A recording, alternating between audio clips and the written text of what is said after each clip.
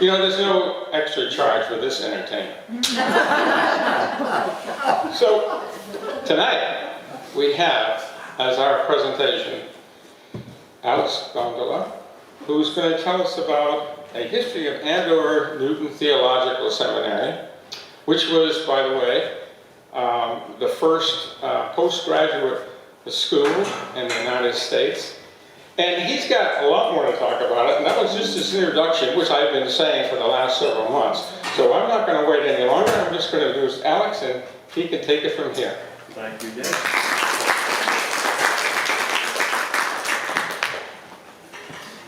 So, when Bonnie and I were growing up in the Congregational Church of Hollis, New Hampshire, we had a longtime pastor named Phil Mitchell. He was our own Dr. Phil. And Phil was a proud graduate of Andover Newton Theological School. He was on the board of trustees there for many years. He was even called in his retirement to be the interim dean of students. And Phil taught all his congregations to do the same thing.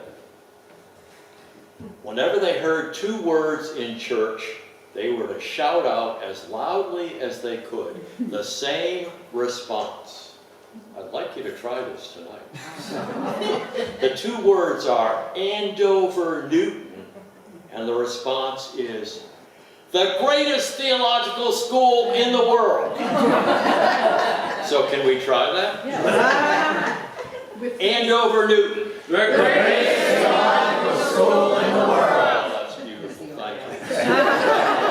Just once at the start of this lecture, because I'm going to say those words a lot tonight. You don't have to respond every time. I don't know if Andover Newton is indeed the greatest theological school on the entire planet. I'm guessing maybe Harvard and Yale and Princeton and Oxford and Cambridge, maybe they're pretty good too.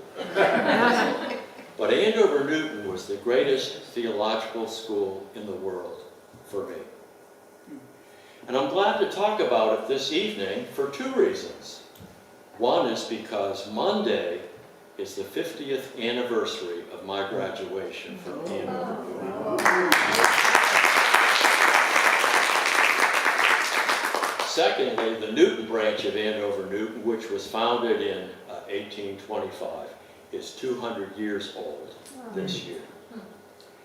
My talk will center on the Andover branch, less on the Newton branch. Andover was founded by Congregationalists in 1807. Newton, following the Andover model, was founded by Baptists in 1825. I'll be using as my source this book by Margaret Bendroth. Do you remember Dr. Bendroth? She spoke at one of our Lyceums in 2013 when we were celebrating the 225th anniversary of our church. She spoke on the influence of Congregationalism in New England communities. This is a book she produced for Andover's 200th anniversary. It's entitled, A School of the Church, Andover Newton, Across 2 Centuries. And I'll also be relying on some of my own personal reflections. Please bear with me as I unravel a rather complicated history. This is an institution which has had 4 different names. It's also lived in 4 different locations. Its history includes some controversies, some twists and turns, and some humor. To begin with, let me just talk a little bit about clergy training in Congregationalist New England. Our Congregationalist ancestors were always very concerned that they have a highly educated pastor in the pulpit.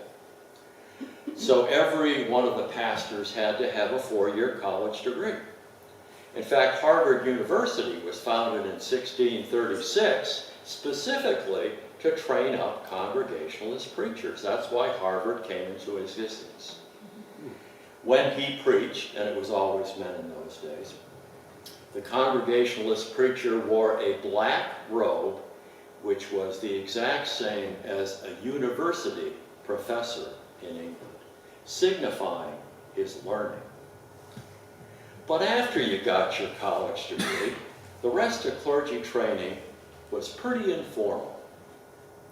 The clergyman in training would find a mentor and go work with that person for generally around 3 years, a more experienced pastor. The young pastor apprentice would learn the trade from the older guy. He would live in the parsonage with the pastor's family. There might be several clergy in training in the parsonage at the same time. That's how Humphrey Moore learned the trade. He graduated from Harvard in 1799, and he went down to Somers, Connecticut, and he became involved with the Reverend Charles Backus, who trained him. Only Humphrey, who was always an overachiever, completed his informal training not in 3 years, but in 5 months. But around 1800, the Congregationalists of New England found themselves in a love-hate relationship with Harvard. Harvard had been founded to train up their pastors, but there was a feeling that Harvard was getting too liberal, too infected with the Unitarianism that was creeping into New England at the time. The last straw came when Harvard hired a man named Henry Ware to be Hollis Professor of Divinity. No connection to Hollis, New Hampshire. The Hollis Professorship is the oldest endowed chair in North America. It's a very old and very prestigious position. But there was a problem with Henry Ware. The Congregationalist conservatives were Calvinists. You might remember John Calvin from Geneva, the Protestant reformer. Very strict guy. No dancing, no excessive drinking, no gambling, no singing in Geneva. And Calvin was very strong in the doctrine of predestination. The idea that God had chosen some for salvation and some for damnation, and there wasn't a darned thing you could do about your faith. Henry Ware did not believe in this. He gasped, believed that people could affect their own salvation. Well, this was too much for the Calvinistic, conservative, Congregationalist clergymen of New England. They talked about breaking with Harvard and doing something absolutely new in American history, creating the first graduate school for any profession, the first graduate school of any kind in America. They proposed setting up a school on the campus of Phillips Andover Prep School in Andover, Massachusetts, where there would be a formalized 3-year curriculum for the training of pastors. They established the first building, Foxcroft Hall, on Andover Academy's campus in 1808, just a year after they started. The upper rooms were dormitory rooms for the students. The bottom floor was a chapel and some classrooms. They eventually built 5 buildings on the Andover campus. 2 of them were made out of wood and did not survive. But the 3 that do survive are lined up on a hill, and it's called Seminary Row. And it's still in use as dormitories by the prep school.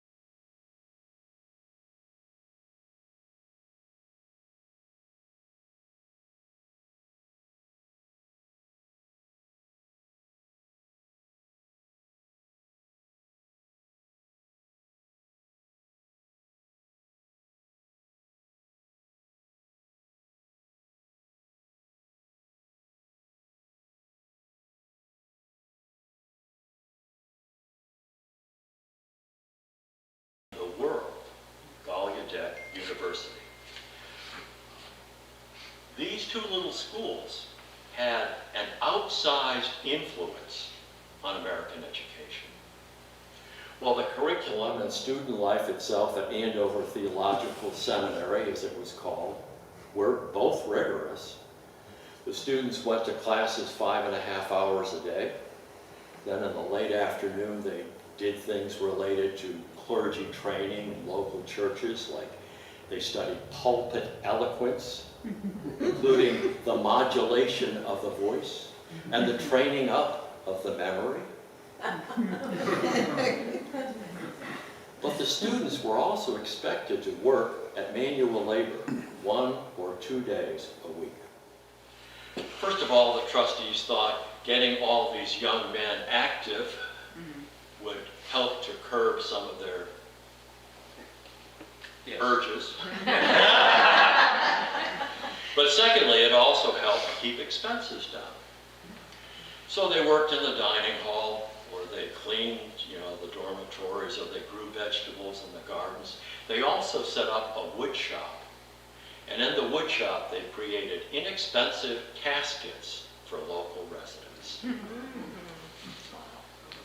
Andover Theological Seminary was on the hill at the Phillips Andover campus for the most famous person associated with the school in that more than a century was Harriet Beecher Stowe. Well, she's not there. She's there. We have a picture of Harriet and Calvin, her husband. Harriet was born into a very prominent, there they are, prominent clergy family. She married another clergyman, Calvin Ellis Stowe, who was a Bible professor who was called to Andover in 1853. Now, 1853 was 1 year after the publication of Uncle Tom's Cabin. But already Harriet was a person of international fame. Stowe family, husband, wife, and 6 kids, roll up to campus and you take a look at the housing that was assigned to them and didn't suit Harriet. So she took her first royalty check from Uncle Tom's Cabin and bought the old stone workshop, which should be our next slide. It was the same building where students had been building caskets for local residents, but it had fallen into disrepair. She paid the equivalent of $250,000 to buy the rundown building and then more money to refurbish it to her taste, and she called it Stowe Cabin. When the Stowe family was done with it, it was turned into a hotel. Uncle Tom's Hotel. Today it's a private residence on the campus. So, we've been following the Andover branch of Andover Newton. Let's just take a little branch of Andover Newton, 200 years old this year. This is the campus, in a line drawing. The second building from the top still exists. It's Farwell Hall. It was 85 acres of farmland area. From campus, you can see the Blue Hills, you can see Bunker Hill, you can see Mount Wachusett. On a clear day, you can even see Mount Monadnock. That's how high it is. I once commented to a classmate on the beautiful view from the hill. And he said to me, "Alex, don't you know? Back in the 1800s, they always put seminaries and lunatic asylums." But there it is.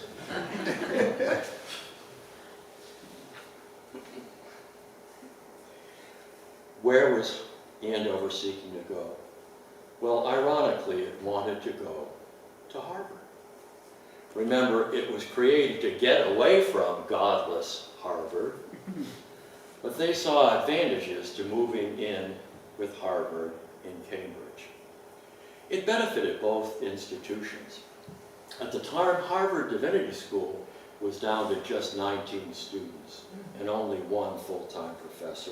There were rumors the university was going to shut it down. Andover didn't have that problem, but they felt very isolated up in Andover, Massachusetts, 40 miles from all the intellectual action in Boston. And transportation was nowhere near as good in that time as it is today. So both institutions could benefit. They sold their remaining buildings to the prep school and put up this magnificent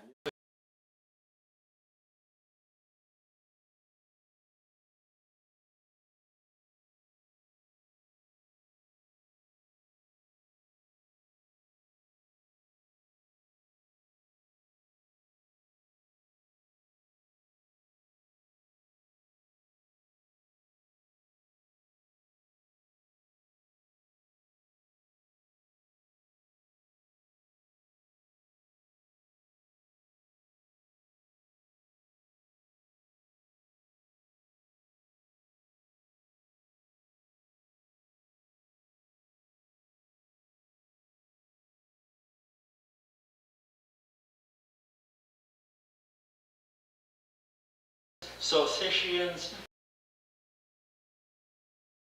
Arians, all considered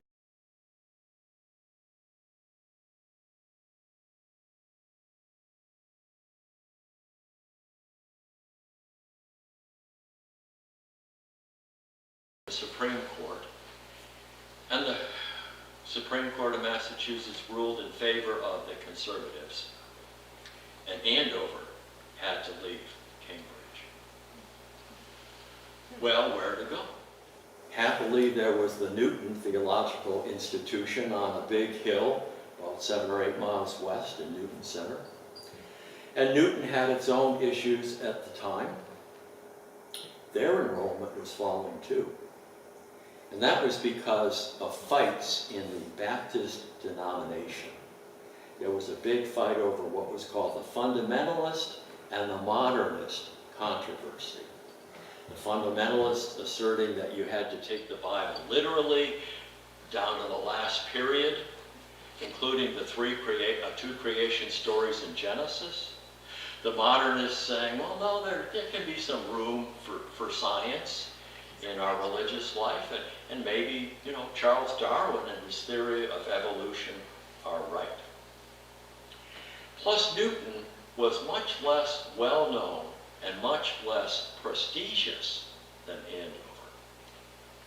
So one commentator said that the Newton Theological Institution was virtually unknown even in Newton. So they benefited from having Andover and its more elevated reputation move with them on the hill. They shared buildings, they shared resources, they shared libraries, they shared professors, but they never completely merged until 1965. When you graduated, you got either an Andover degree or a Newton degree, but not Andover Newton because it didn't exist until 1965. But that was another ironic twist in this institution's history. You might remember that Baptists and Congregationalists got along like cats and dogs in 1800 in New England, right? Remember how our church left Eagle Hall when the town tried to force our ancestors to share the building with the Baptists? God forbid. We came over here and built our own building to get away from the Baptists. But here they were, sharing the same hill. Just as Andover Theological Seminary was a groundbreaker in theological education and graduate education, so also Andover and Newton, or Andover Newton together, broke new ground in seminary education in two ways.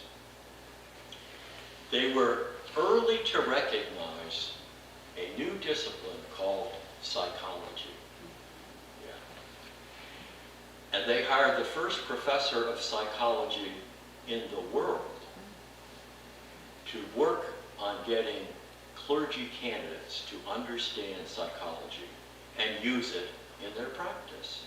They created a field called pastoral psychology. Every seminary teaches pastoral psychology today. They also wanted rigorous, formal, academically overseen training for clergy candidates. So they would send young men and women, mostly young men, out to the churches to be student assistants. But when they went out, they were rigorously overseen and critiqued if necessary. That's called field education. And today every seminary has field education as part of its practice. So, let me talk a little bit about my own experience at Andover Newton. I enrolled while I was still in college in Pennsylvania in 1971. I don't remember having an interview. My assumption is my application was handled through the mail, maybe a telephone conversation. I just don't remember. But I rolled up in the fall of 1971 in my 1969 Chevy Nova, not the super sport model. I rolled up the hill and I didn't know which building I was supposed to report to. So there was this older, balding, tall, thin man dressed in a battered brown coat and an even more battered brown hat, picking up trash in the parking lot. I figured him for one of the janitors. I asked where I was supposed to report, and he told me, and I thanked him and drove off. Only later, when he was cleaned up and in a suit and tie, did I realize that was President Roy Pearson. Roy Pearson, author of at least 5 books that I know of, there may be more, holder of more honorary degrees than anyone I ever met. Roy Pearson, Doctor of Divinity, Doctor of Humane Letters, Doctor of Sacred Oratory, Doctor of Letters. That's the kind of servant leader he was. What were the rest of the faculty like? They were excellent. Some of them had national reputations, some even international reputations in their fields. But like Roy, they were also servant leaders. Their focus wasn't just on academics, but it was in training up young men and women to be pastors. Andover Newton was noted for its training of local pastors. I once met another UCC clergyman on the Cape. I was pastor on the Cape for 10 years. Met this guy, discovered he's UCC, about my age, says he went to school in Boston. I said to myself, well, surely he must be an Andover Newton graduate like myself. So I asked him. No, he said, Alex, I didn't have the benefit of an Andover Newton education. He was a graduate of Harvard. And I originally thought he was maybe being sarcastic or engaging in clergy one-upsmanship.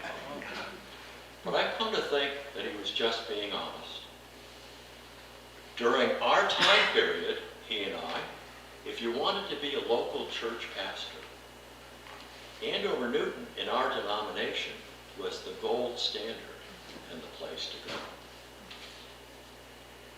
I was a little bit intimidated when I learned that my now schoolmates, quite a few of them, were graduates of Ivy League universities.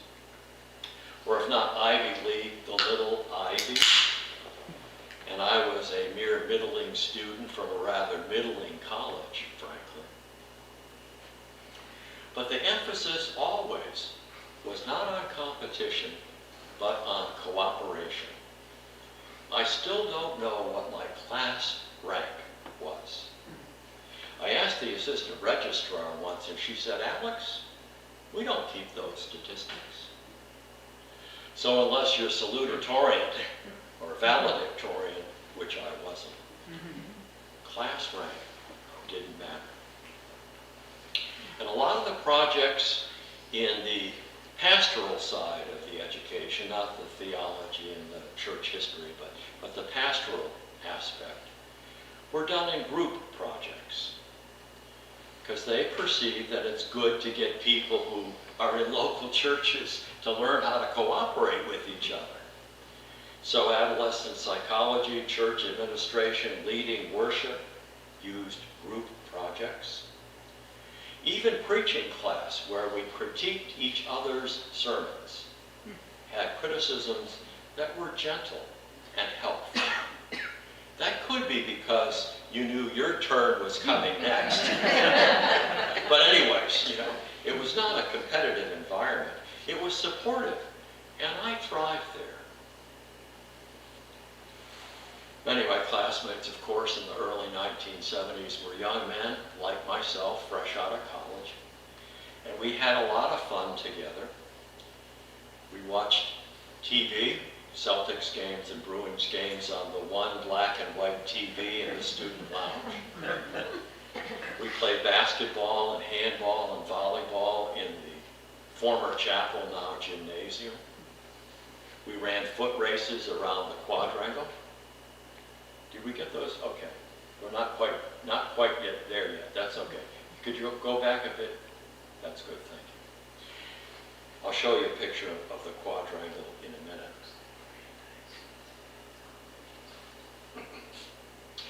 One of the highlights of every week was Thursday night, because Thursday night in the dining hall was preceded by happy hour. They bought a half keg of beer, and we could have all we wanted till the half keg was gone, and it always was. Clearly, the strict Calvinism under which Andover originally was founded was dead on the hill. Of course, there was humor. Andover Newton Theological School's initials are ANTS. It's on the highest hill in the Boston area, so it became the Ants Hill. Yeah. The road that led up the hill and around the quadrangle is called Herrick Road, named after Everett Carlton Herrick, one of the previous presidents. We quickly renamed Herrick Road Heretic Road, given the school's liberal reputation at that time. There weren't a lot of single women on campus. Only about 20% of the student body was female. And the women were housed in a beautiful brand new dormitory that was clear across campus from the men's dorms. And in between were the married students' dorms, almost to keep the women away from the men. You couldn't just walk into the women's dorm. You had to be buzzed in, and then whoever you wanted to see came down and met you on the landing in front. There was a 2-room apartment in the basement of the women's dorm where a single female staff member lived almost as the chaperone for the women's dorm. So that new dorm was given by the interrelated Appleton and Chase families of Worcester. It was called Appleton Chase. But we quickly renamed it Appleton Chaste. Not that all the women wanted necessarily to be kept that far apart from the men. Now, keep in mind, this is about 55 years ago, right? Expectations, ambitions for women were different than they are today 55 years ago. The ERA got started, I think, in 1970. Women's liberation was just taking off. I actually met Gloria Steinem in 1970 at college. Big name today.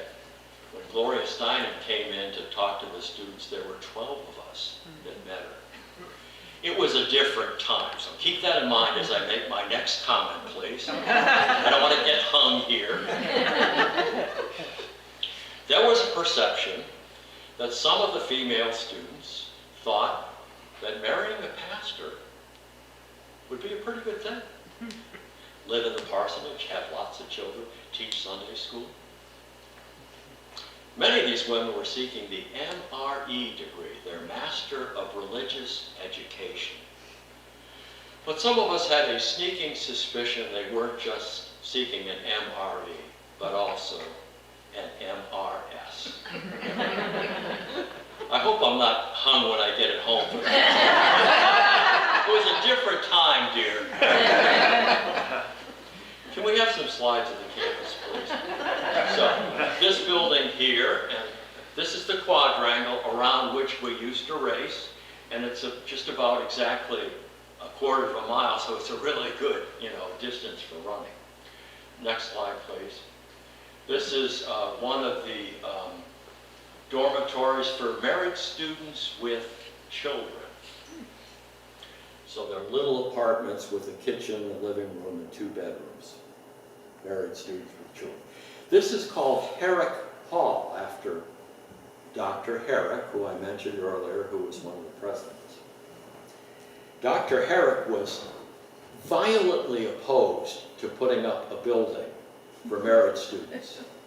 He thought that would just be too hard to go to theological school and have children at the same time.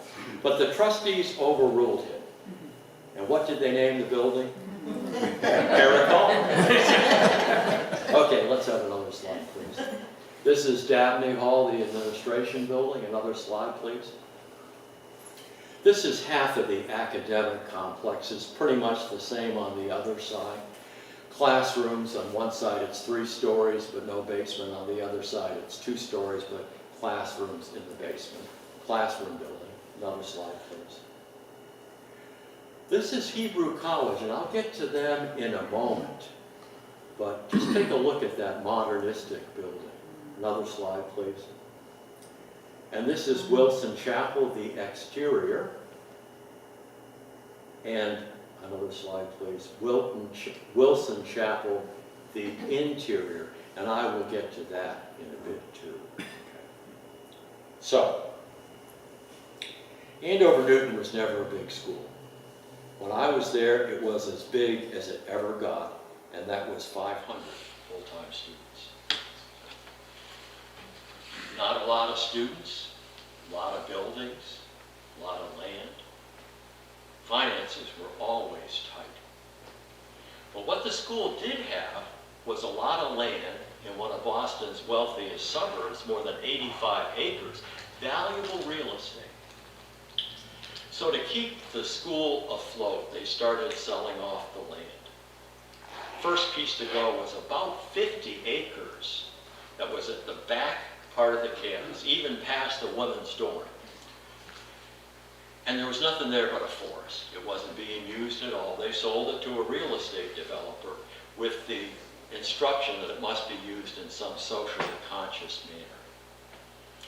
And what they did was put up middle-income condominiums. And they also put up 4 houses of low-income housing for people that were living at the poverty level or below.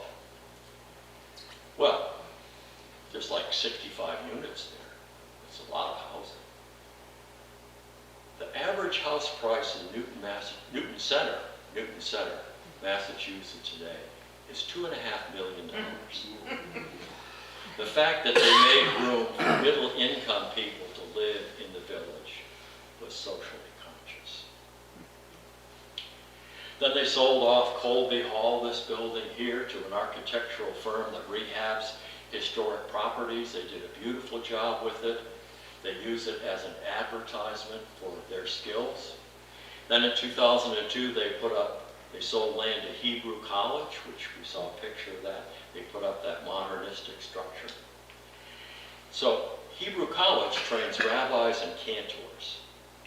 You have a graduate school for Jewish religious leaders. You have a graduate school for Christian religious leaders on the same hill. So there was opportunity for cross-registration and cross-enrichment between the 2 institutions. Then they sold that oldest building, Farwell Hall, to an organization that provides assistance to Alzheimer's patients. And then they started selling off the faculty housing. They had big houses for faculty, 4 or 5 bedroom houses worth more than $1 billion each. They had a lot of them, sold them all off. New owners promptly tore them down so they could build their even bigger $5 million mansions. And then the trustees got the idea, well, maybe we'd get more students if we had some more up-to-date facilities. What we need is a chapel, Wilson Chapel. And so they built Wilson Chapel. The interior is the finest marble from the Holy Land. Down in the basement, there's a complete television and recording studio. I guess they thought they were going to train up UCC televangelists. I'm not sure what the thinking was. The Wilson family gave $1 million for the chapel, but the cost was $10 million. And the school was dramatically in the red. So in 2017, they sold it to a Boston developer named Gerald Chan, billionaire developer. He bought Andover Newton's campus for $40 million. He bought Hebrew College at the same time for $16 million. 8 years later, the whole campus is empty. It's not clear what's going to happen to it. Although Chan does promise it will be used for educational purposes. We'll see. And Andover Newton moved for its 4th time. And it changed its name for the 4th time. Can we have the next slide, please? Andover Newton moved down to Yale Divinity School, where it now is known as Andover Newton Seminary at Yale Divinity School. It's no longer a degree-granting institution, but it does offer a diploma. As always, as Margaret Bentroff put it in her book title, Andover Newton is a school of the church. And the Andover Newton diploma is specifically designed to strengthen local church pastors. Can we have a slide of that, please? This is what the curriculum entails. You notice it's very big on cooperation, on Bible study, on fellowship. CPE is actually a form of pastoral psychology. It's just a different name for the same thing.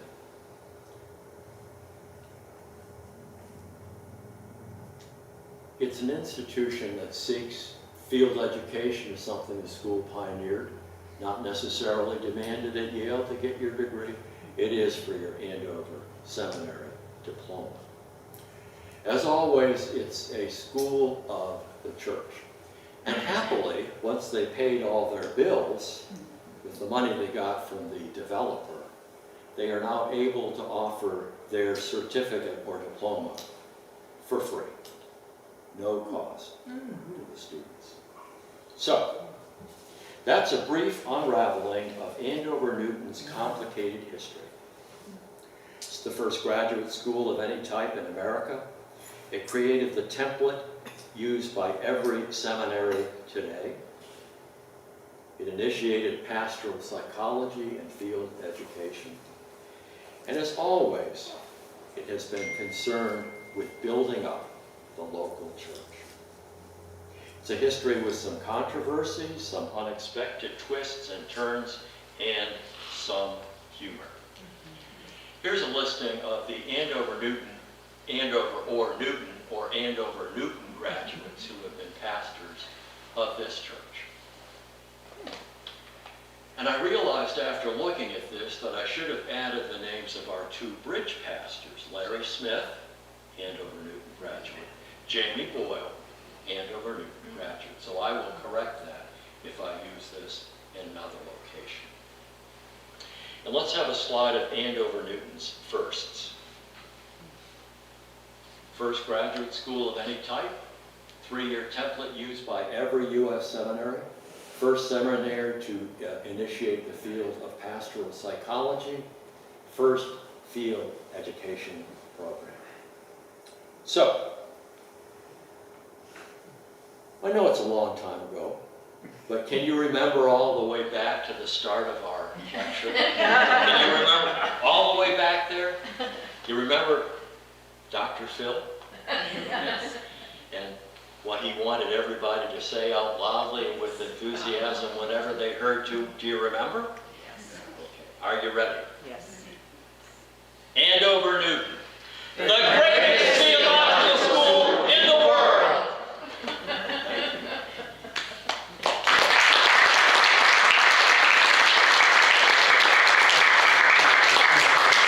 Are there any comments or questions? So, Yes. I guess I was surprised that the campus is entirely empty and devoid of any students whatsoever. Oh, absolutely. Huh? It's a great place for the neighbors to walk their dogs. So, and that real estate transaction took place in It took place in 2017. 2017, so now it has been, 8 years. yes, and so it just sits there. What is the current thinking of the man who owns this property, who maintains that it's going to be for education? I don't know. I do know that Mr. Chan is Taiwanese. Okay. And I was going somewhere else further south, and I stopped at Andover Newton one Saturday because I was more or less going by it. And the academic building was filled with Taiwanese people. I assume they were Taiwanese, they looked Asian.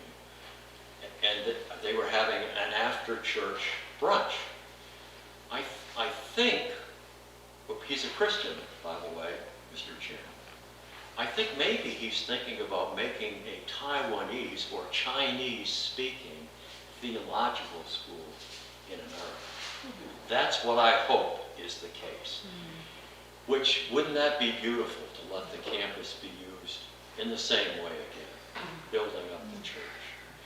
That's my hope, but you know, as we sit, the buildings are deteriorating and money was tight before and they were pretty bad then and they're not getting any better. So, I don't know exactly. Yes, Carl. How are ministers, pastors trained today in the United States based upon this early Andover and Newton? It's a 3-year curriculum, Master of Divinity. Yeah. 50% of it is spent in academic subjects, so that would be Bible study, Old and New Testament, theology, including ethics, and church history. So I had 15 classes between those 3 different disciplines. The other 50% is spent in practical training. I had 2 classes in preaching, church administration, Christian education, psychology of the family, adolescent psychology, etc., etc., etc. Worship, things you would need to know to function effectively as a pastor. As a follow-up to that, where are they being taught today? Well, there are still probably a couple hundred divinity schools across the country. Right in the Boston area, there's 7 or 8. There are 2 Roman Catholic. There's 1 Episcopalian. Gordon Conwell is Baptist. There's an Orthodox theological. There used to be Andover Newton. There used to be Hebrew College. And I think Hebrew College has just moved to, I think they still exist, but they're at a different location. I'm not sure about that. So there are a number of divinity schools. Most of them are pretty darn small. Yes? You know this question coming from me. Did any of them ever actually talk about music? They did. Lowell, what's the guy who did Lowell Mason. Lowell Mason. Lowell Mason taught. Oh, yeah. Yeah, he taught. I don't think he taught full time. He's the author of which hymns? Quite a number. Yeah, okay. I don't think he taught full time. I think he was music director in one of the big Boston churches, but he did teach at Andover. Yeah, he taught in the public schools in Boston. Okay. And the school cut any reference to music, big surprise. So he established his own high school, which featured music. Okay. In those days, students could go to whatever local school they wished, and about 50% of the school of where he had taught moved to his school. And the school board at the time reinstituted music. Okay. Blessed be the tie that binds. That's Yes. one thing that he wrote. Yes. Just a commentary, because you talked about one of my favorite people, and that's Harriet Beecher Stowe. And when she wrote Uncle Tom's Cabin, I believe, and this record still holds, that no book other than the Bible has been printed more than Uncle Tom's Cabin, and it's been printed in about over 100 languages throughout the world. She was on the Andover campus for 12 years, and she wrote 9 books in those 12 years. Other questions? Yes. How did you enter the field of a writer and editor? How did that happen? I knew a clergy person who got his book published by the same publisher that I used. And it's not self-published, this is a legitimate publisher. And I read his book and I said, I can write better than that. And 6 books later, I think I do. Yes, he does. Okay. Bonnie has been hard at work creating Andover or Andover Newton or Newton-themed goodies. So we have, for your enjoyment, this is obvious, this one, Fig Newtons. Divinity Dip, which is really scrumptious. Divinity Fudge. Divine Chocolate. Are you getting a pattern? Crescent Cross Pastries. Harriet Beecher Stowe Popcorn. And for beverages, we have, and this is in honor of the happy hour on Thursday nights, we have root beer and hops water, which is the same, basic same stuff as beer, except it's not non-alcoholic, obviously. And for our conservative, Calvinistic, Congregationalist, clergymen, founders, we have plain water. But it's pure life water. Thank you so much.